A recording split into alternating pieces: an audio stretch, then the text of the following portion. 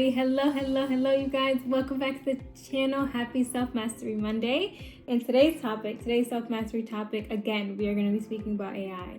But specifically, we're going to be speaking about how fast AI is going. Is it going as fast as we really think?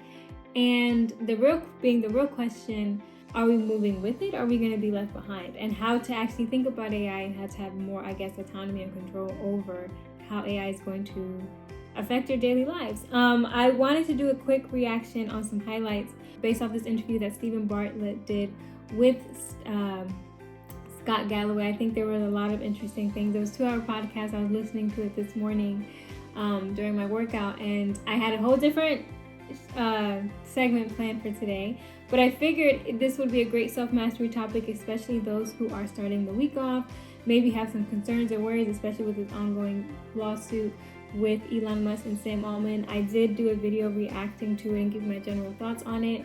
If you haven't watched it, I would recommend do go and watch it.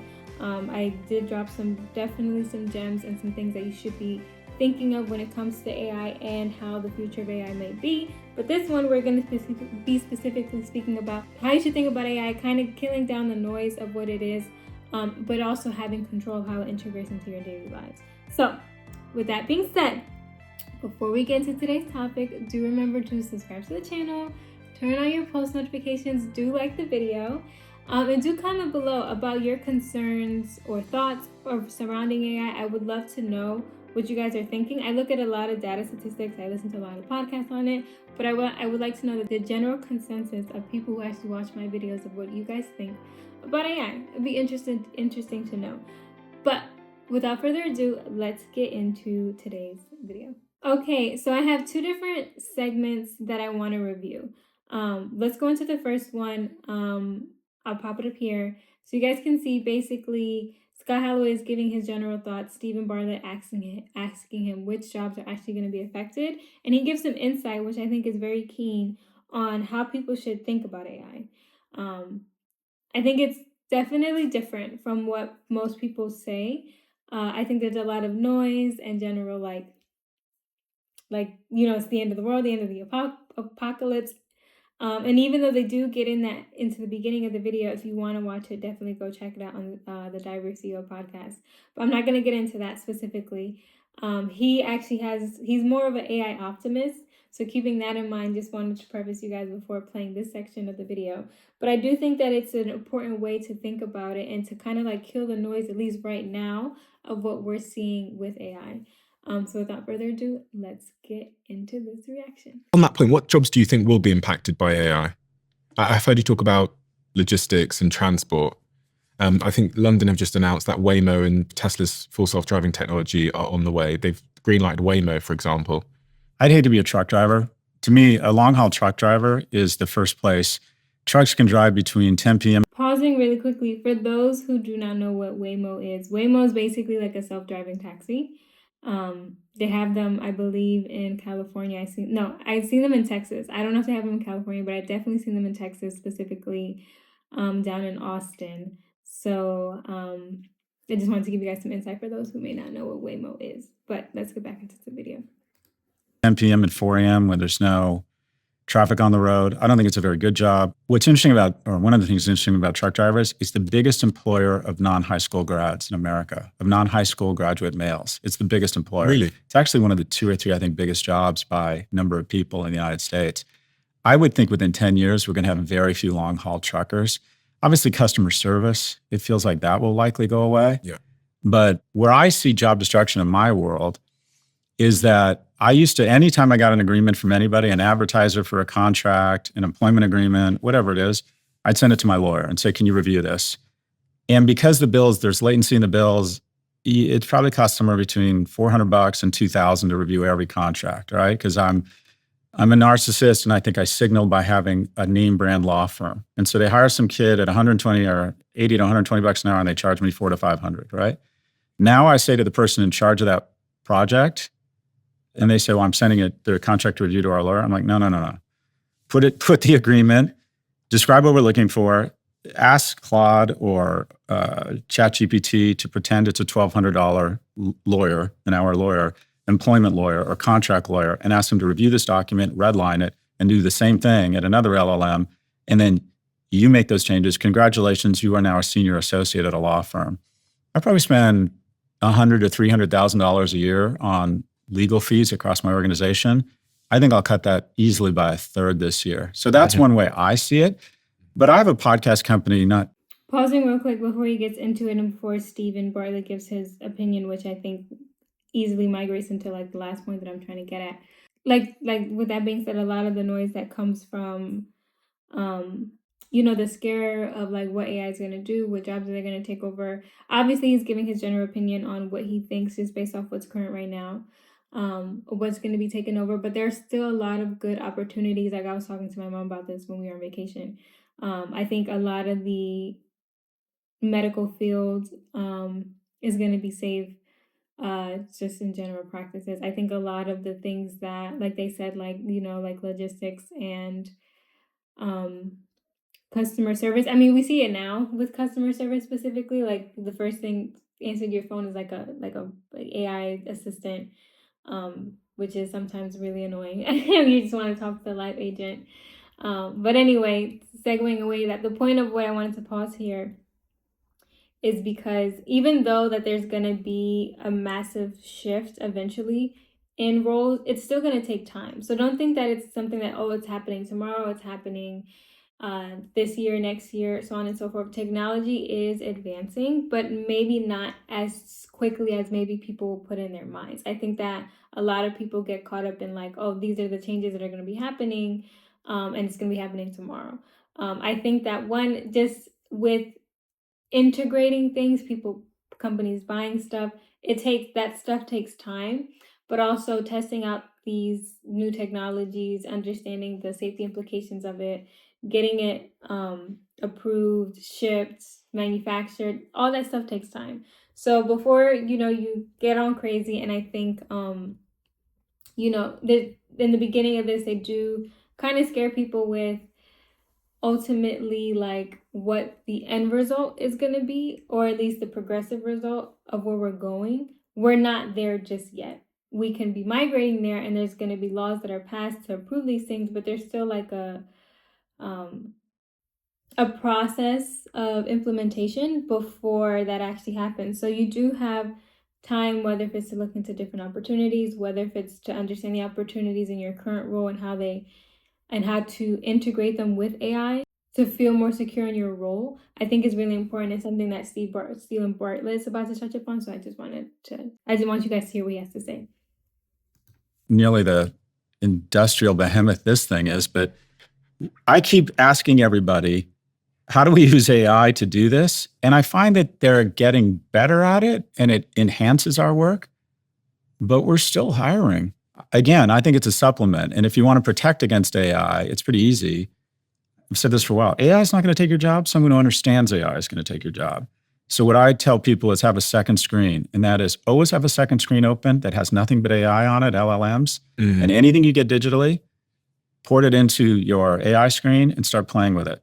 Do you know that quote's so interesting? Because I've heard that quote a lot, that AI won't take your job. Someone that understands AI will take your job. Right. And as you said it then, I thought, I was thinking about different roles in my team and my open roles that we haven't hired for. And I thought, someone with AI will take your job, but they won't just take one job.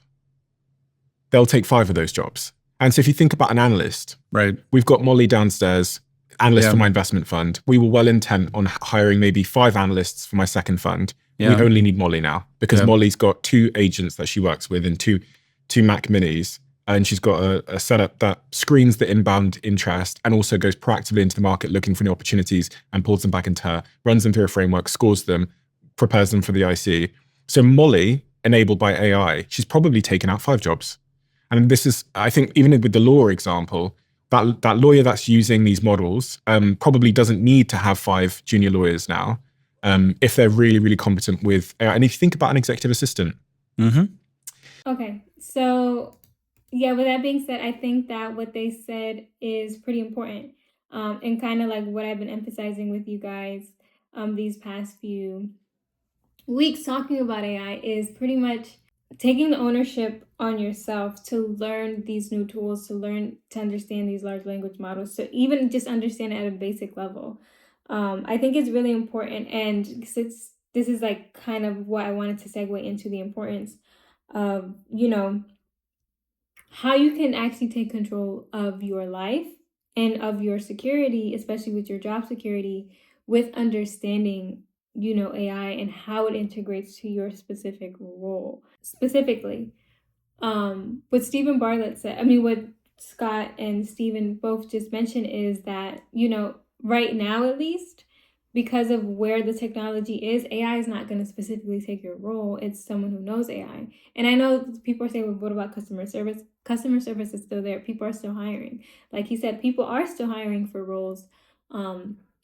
It's obviously the pool and the window is getting smaller and smaller with the with the fact that AI has been integrated into these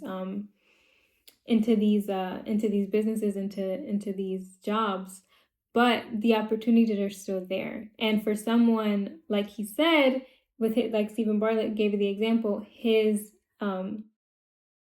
analyst basically does the job of 5 because she's learned how to integrate AI into her role, make herself more productive and more of a value add to him. I think essentially people get caught up in the noise of, oh my gosh, because she's using these agents, because she's using these tools, she just took 5 opportunities away from people.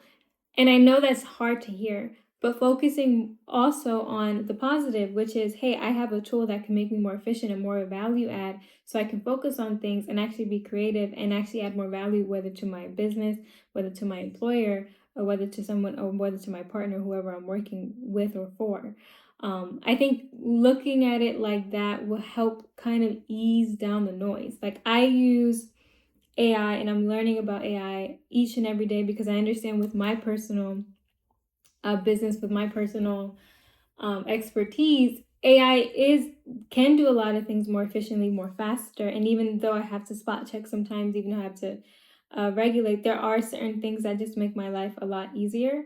But I'm not panicking at the fact that, like, hey, I've been in finance, I've been in operations, I've been in corporate for a very long time, and I understand that there's this model and this tool that can do a lot of things that I do a lot faster. I don't think about it like that. I think about it more like, well, it's doing the things that the very tedious things that I don't really like to do, so I can put my time into something that's more of a value add, of more efficient, there's going to be more progressive towards what the actual goal is.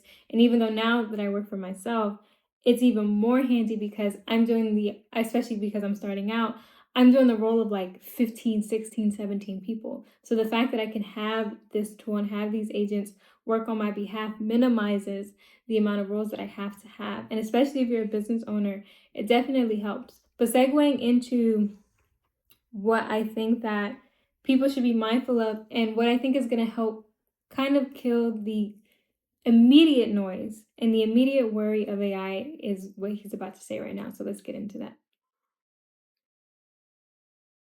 Sorry, I had this on. So with executive assistants, we might, for our executives, would have hired probably 10 EAs in total. Now you really need one that is powered by AI to do all of travel, one that does all of the scheduling, and then one that meets people at the door. So you need 3 versus potentially 10. And this is kind of what I'm broadly seeing in most roles, but not all of them. There are still some roles, when I looked at the org chart, where I go, actually, this sales. A lot of the sales we do from a media perspective are take someone for lunch, wine and dine, call them, relationships, pitch the deck. Those kinds of things seem to be completely untouched. But let's continue down that path. You no longer need 5 mollies, you need 1. Yeah. That creates additional EBITDA and margin, creates a more profitable Diary of a CEO empire, means you can raise more money, and then you go buy more podcasts or invest in them who hire more people. True. So, and it creates a faster cycle of money and new ideas. And when we were walking in here, you're talking about acquiring podcasting, and you're getting into CPG, and you're getting into different forms of media, and you're driving growth and innovation. Will some people be on the wrong end of it? My mom was a secretary. She started as a typist. Typist went away. She oversaw the secretarial, the typist pool at a law school downtown, and I worked in the mailroom in high school. But my mom realized that the hard part of her job was interacting with a senior level executive, and she became an executive assistant. And she never made a lot of money, but she made good money, realizing that typing was the easy part of her job. The hard part was managing some dude's life, right? So accounting should go away, But what you're saying is there's actually more accountants this year than there was last year because accountants, the smart ones, are moving into wealth management and tax optimization, which keeps getting more and more complicated. So, yeah, do you have an onus to update your skills, to understand these? I remember when I first moved to New York and they hired an assistant for me and she came in and said, "Oh, I don't use computers."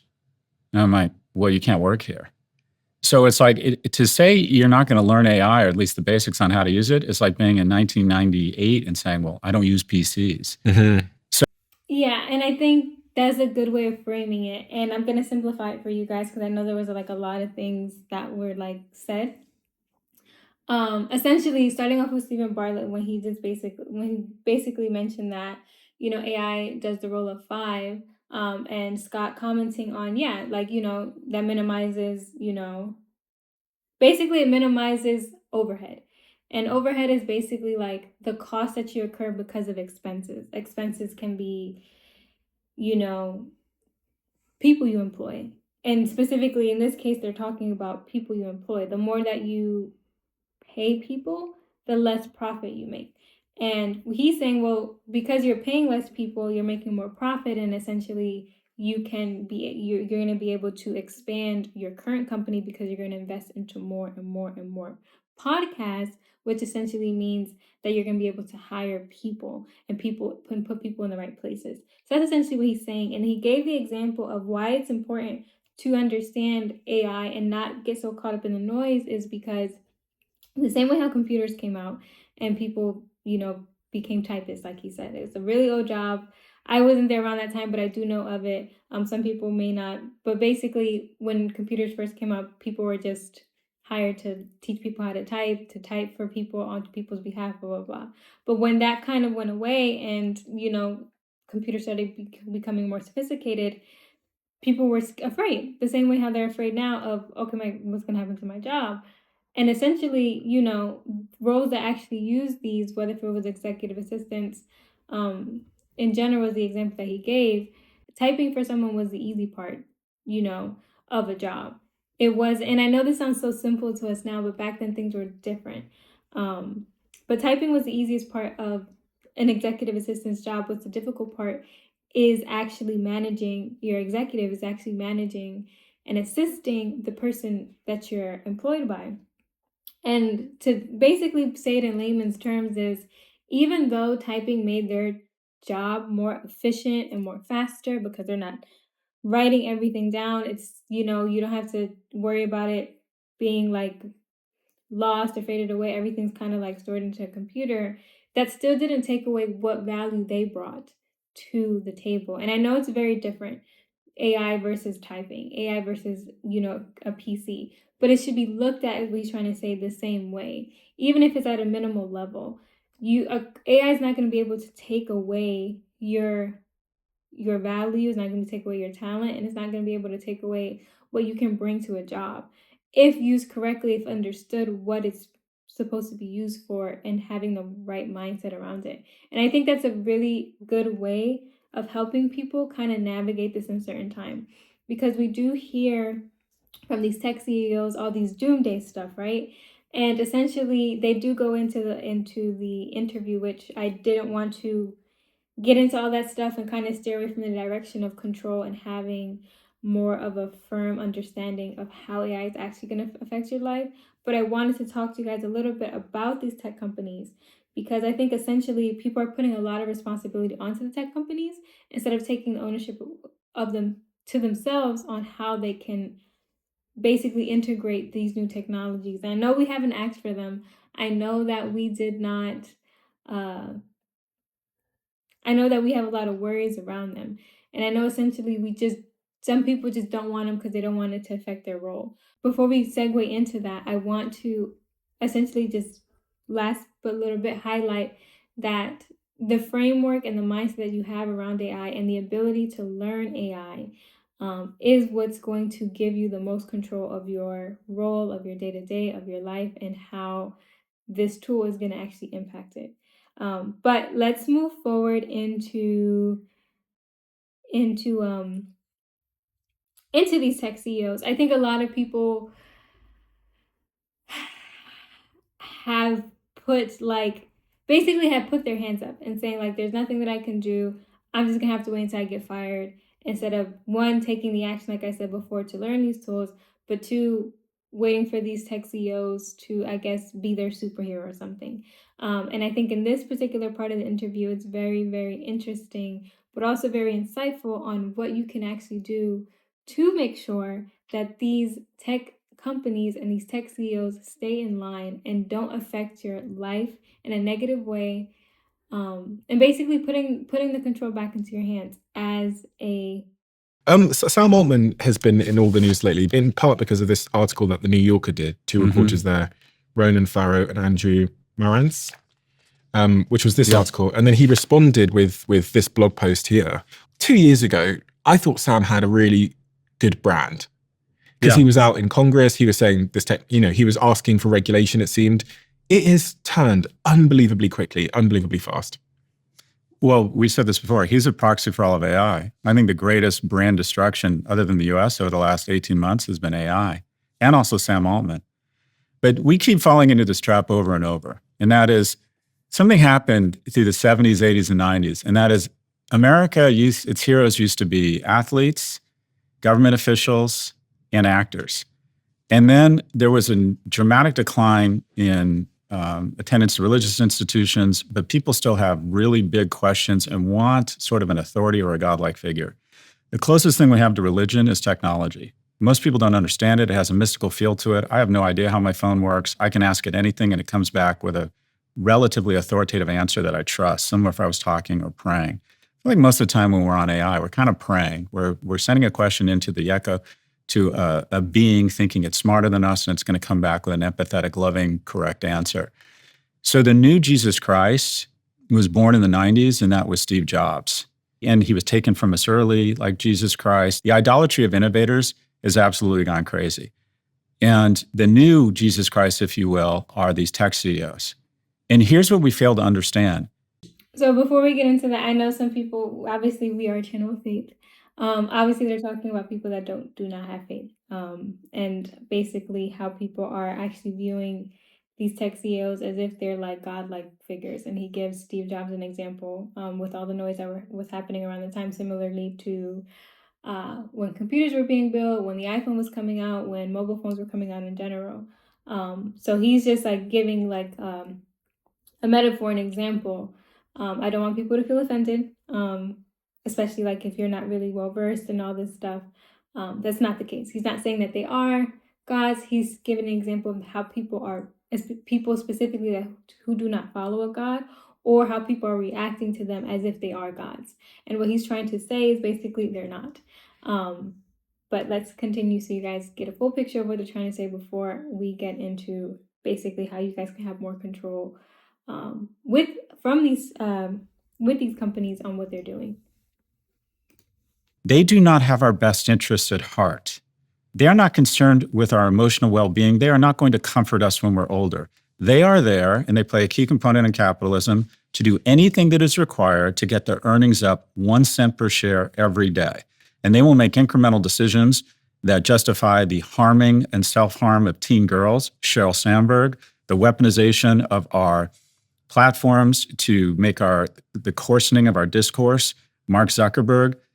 I mean, the radicalization of young men, the people running YouTube, we keep thinking that the newest tech CEO is going to save us, that this guy cares. Sam Altman was the gay son we all wanted, like super nice, super friendly, hushed voices. Well, Senator, I'm worried about that as well, right?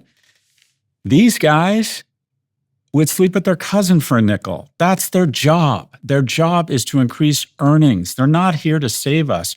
We're supposed to elect people who put in guardrails for them. So okay, that was wild. That was wild. That was a little crazy what he just said. I'm not saying it's true or not, but that's a good, I guess, metaphor to understand that these people don't have your best interests at heart, that they don't really care. Their job is to, as he's going to say, drive their share price. They're not there to make sure that you feel ready or equipped for AI. They're not there to kind of like minimize your concerns, even though they put on that. They're essentially there to expand their company as any business would. And essentially, I think that's the biggest contention between Elon Musk and Sam Altman, their current lawsuit on what ChatGPT originally stand for. We can do that for another video. I did give insight on it again at the video that I dropped last week, Monday. If you haven't watched it, I'll drop it right here so you guys can tune in.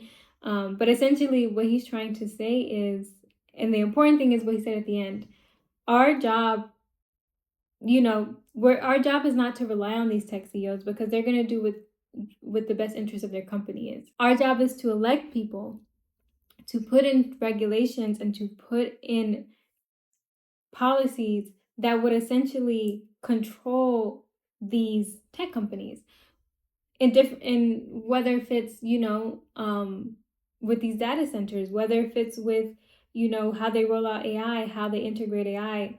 I think those things, or how they test AI, how they train these models, I think those things are important. And even if you do not understand how AI, how these tech companies integrate with politics, with politicians, with the people that you elect, at least at the very least understand to the people that are going to be in charge of your local community and making decisions based off of it. And before I get into that, let's just finish up with what he's really trying to say when it comes to electing people to control these companies. And then we'll wrap up with my general thoughts on the matter. So let's get back into this video real quick. Everyone is saying or asking me, can we trust Sam Altman? I'm like, no, and we shouldn't have to. We should have regulators putting in guardrails on AI. We should be testing these things. Government agencies should be testing these things. We should be ensuring that these technologies are not used to surveil Americans, right? That we would still have cartoons like characters on cigarettes marketing to 12-year-olds if we hadn't put in place regulation. And the tobacco executives would claim that they weren't marketing to young people. Ford would still be pouring mercury into the river if we didn't have an EPA and regulation. So Sam is doing exactly what he's supposed to be doing. The latest hero that's going to save us is Dario Amodei. We've decided he's the good guy now. The villain's journey in tech is the same. Some compelling person we think is a wonderful guy, and it's almost always a guy, occasionally a woman, we need to do better, gender balance. That was Sheryl Sandberg in the workplace. And then we find out that they are doing their job, and that is doing anything they can legally to increase shareholder value, regardless of whether it prevents a tragedy of the commons or not. And then we get angry at them.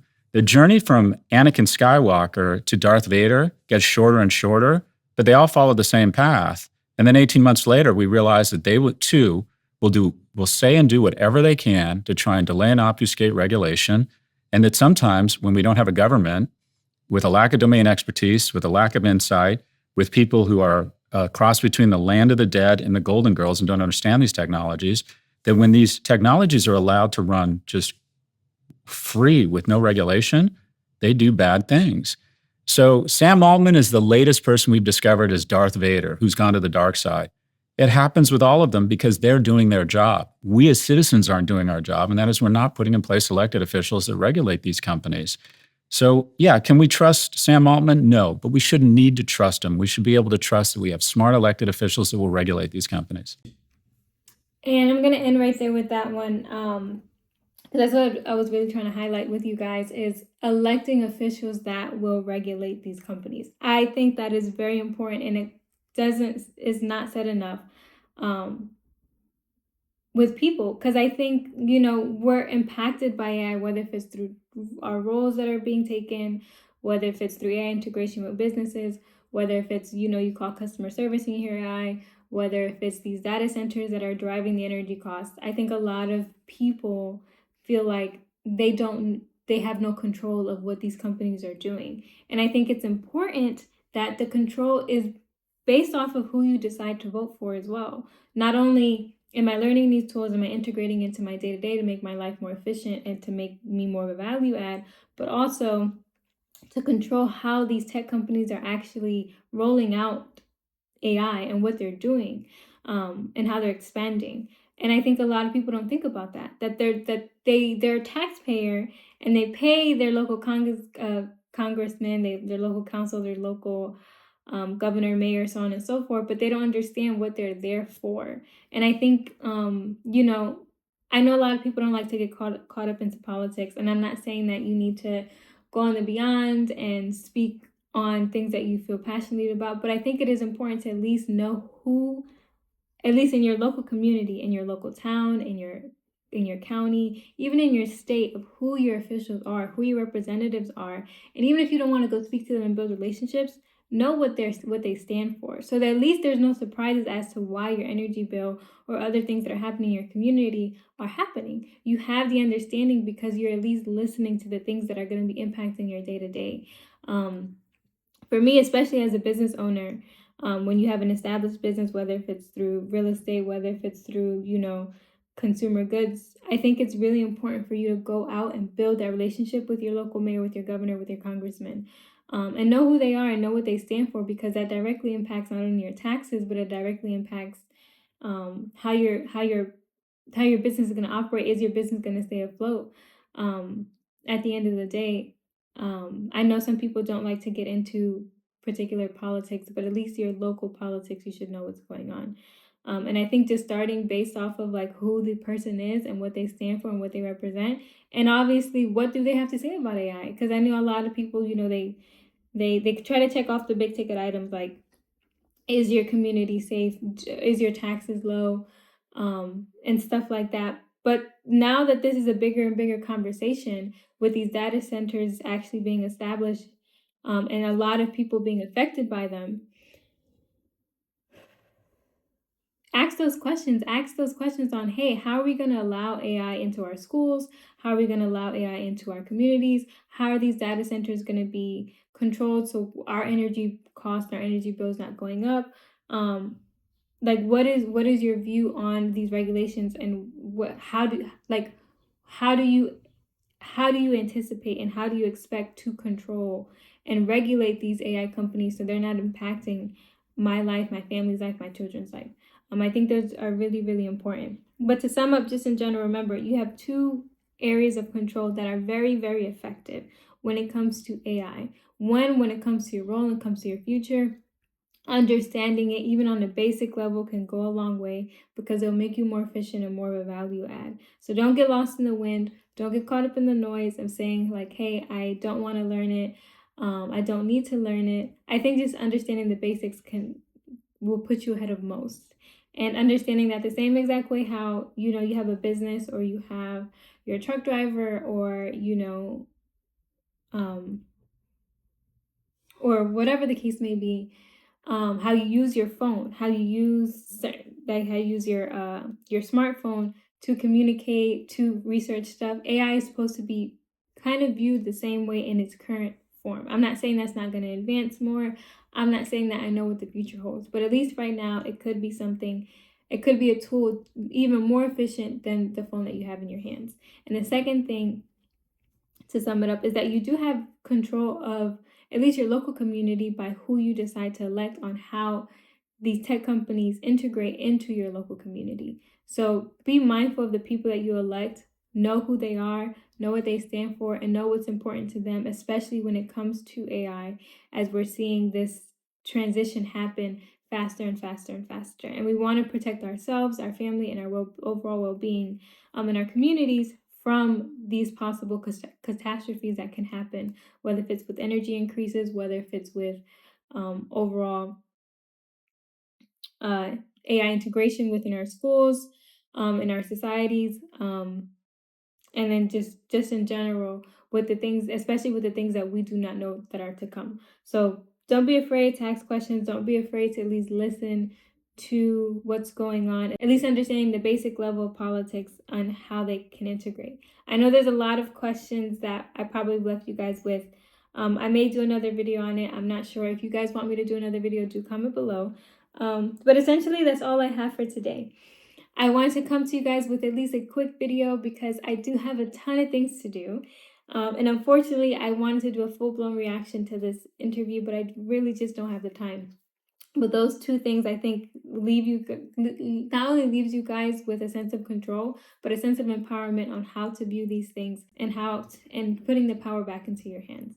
So I know I said a little bit of a lot despite this being a shorter video, but that's all I have for today. Stay tuned for this week. I know I missed you guys last Friday and Sunday. I was traveling with my family and I had such a good time on a little weekend getaway.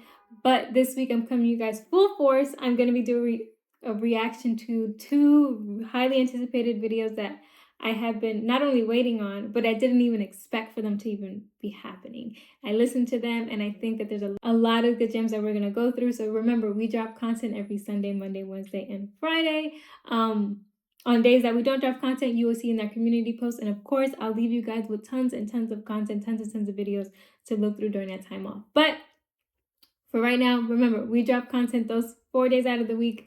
I will see you guys in my next video. That's all I have for today. So bye.